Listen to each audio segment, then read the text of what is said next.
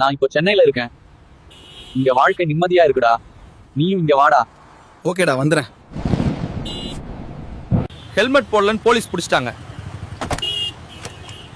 இந்த Batman costume mask போட்டு எப்படி ஃப்ரெண்ட்ஸ் ஹெல்மெட் போடுறது? டேய் பேட்மேன் கொம்பு தலையா, தலைவர் படம் சத்தியம்ல ஓடுது. இன்னைக்கு நைட் ஷோ வரியா? எங்க அப்பாட்ட கேட்டு வரேன்டா, டவுசர் பாண்டியமா. படத்துக்கு போக காசு கேட்டேன்.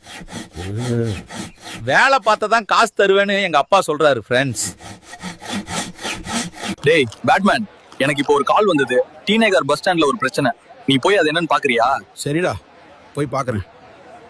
டி நகர் பஸ் ஸ்டாண்டில் ஒரு பெண்ணின் பர்ஸை திருடன் பறித்துக் கொண்டு ஓடினான். பேட்மேன் அவனை துரத்தி பிடித்து பர்ஸை மீட்டு கொடுத்தார். ஹலோ காய்ஸ், இந்த சோசியல் மீடியால பாருங்க எல்லாரும் சண்டை போட்டுக்கிட்டு கத்திக்கிட்டு ஃபேம்க்கும் வியூஸ்க்குங்காக ஃபேக்கா நடிச்சுக்கிட்டு இருக்காங்க. ஆனா ஒரு முக்கியமான விஷயத்த மறந்துட்டாங்க இந்த கிரியேட்டர்ஸ்.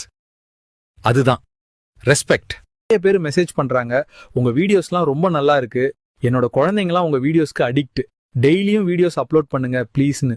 அதே மாதிரி தப்பா பேசி வீடியோ போடாதீங்க, சரக்கடிச்சு வீடியோ போடாதீங்க அப்படின்னு சொல்றீங்க. என்னோட பேஜை பார்த்தா தெரியும் நான் அப்படி பண்ணதில்லைன்னு.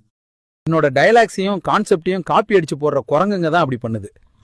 அவங்க காப்பி அடிக்கட்டும், என்ன வேணா பண்ணட்டும், இதெல்லாம் இருக்கத்தான் செய்யும். சொசைட்டில அசிங்கமா பேசுறத நார்மலைஸ் பண்ண ட்ரை பண்றாங்க.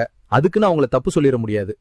அவங்க வளர்ந்த விதம் அப்படி ஒன்றும் பண்ண முடியாது. நீ அந்த மாதிரி வீடியோஸ் போட மாட்டேன், அப்படி போடுறது என் இஷ்டமும் இல்லை. உங்களுக்கும் இதான் விருப்பம்னா என்னோட அக்கௌண்ட்டை ஃபாலோ பண்ணிக்கங்க. இல்லைனா ஃபன்னானா ஒரு பெட்டர் சொசைட்டி, ஒரு பெட்டர் கம்யூனிட்டி உருவாக்குறது தான் எனக்கும் குருவுக்கும் இருக்கிற ஒரு லட்சியம்.